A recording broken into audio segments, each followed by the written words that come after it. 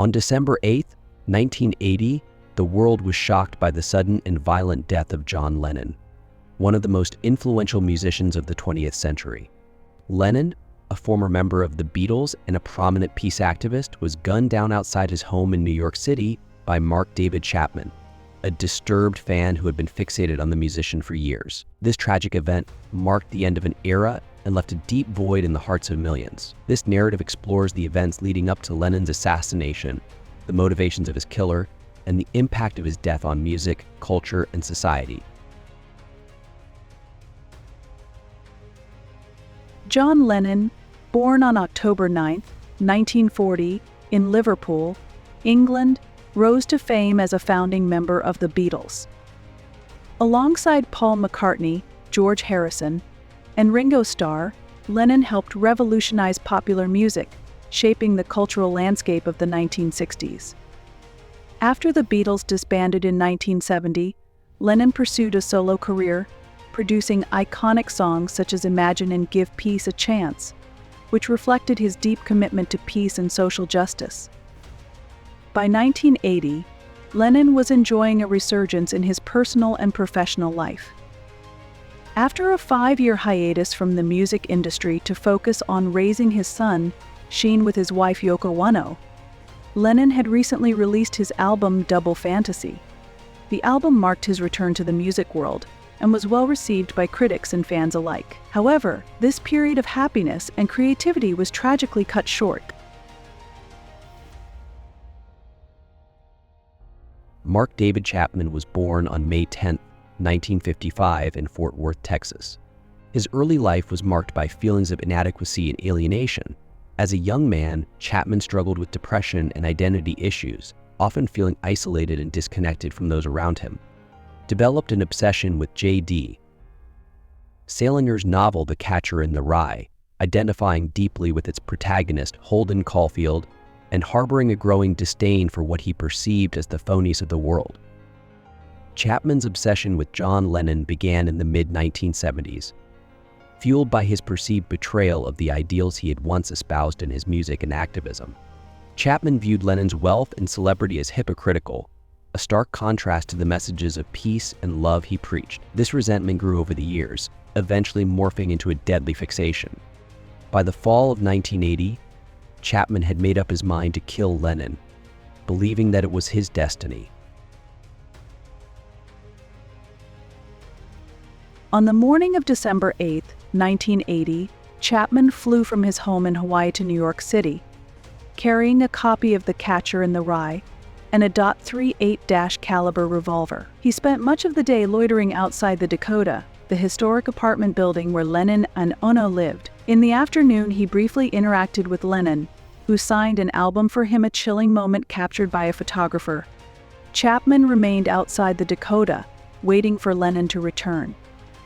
Around 10:50 p.m., Lennon and Ono arrived back at the building after a recording session. As Lennon walked towards the entrance, Chapman called out his name.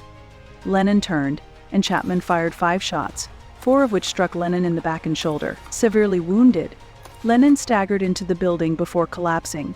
He was rushed to Roosevelt Hospital but was pronounced dead on arrival.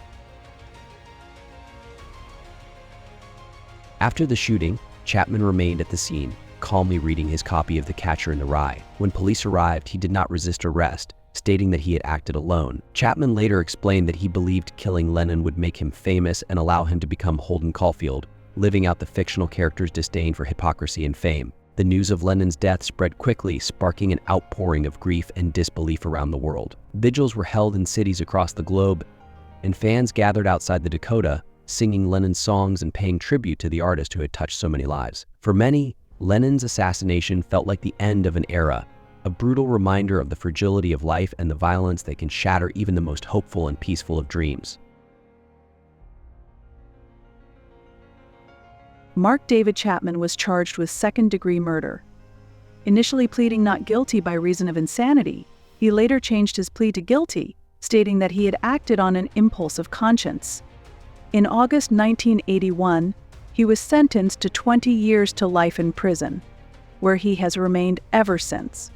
Chapman has been denied parole multiple times as his crime continues to elicit strong emotions from both Lennon's family and the public. Chapman's motivations for the murder have been the subject of much debate and analysis. He has expressed regret for his actions, acknowledging the pain he caused to Lennon's family and fans, but his name remains synonymous with the senselessness of celebrity obsession and the tragic consequences of unchecked mental illness.